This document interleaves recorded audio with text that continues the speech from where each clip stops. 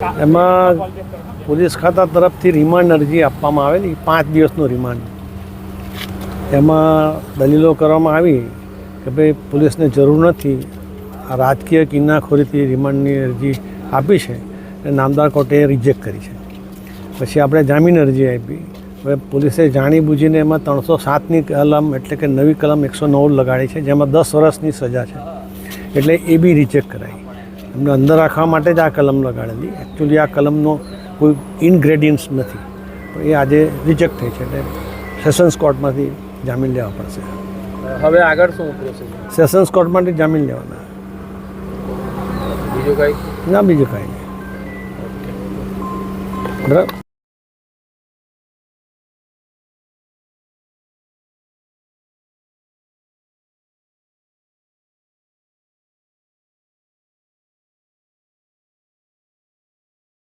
એડવોકેટને કેવી રીતે કોણ જવાનું?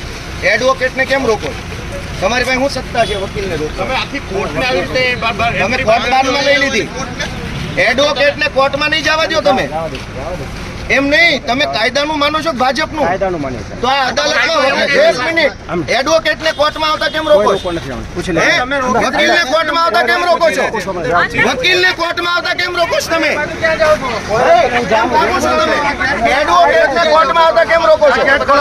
એડવોકેટને કેમ રોકો છો? હું વકીલ છું. વકીલને કોર્ટમાં આવતા રોકો છો તમે? વકીલ કોર્ટમાં નહીં જાય. અરે હું વકીલ છું.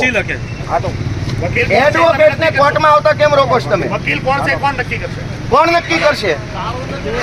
ચાલો મીડિયા મિત્રો, અદાલતની અંદર આવતા વકીલને અદાલતમાં જતા રોકો છો તમે? કોર્ટમાં લઈ લીધી લાગે સરકાર.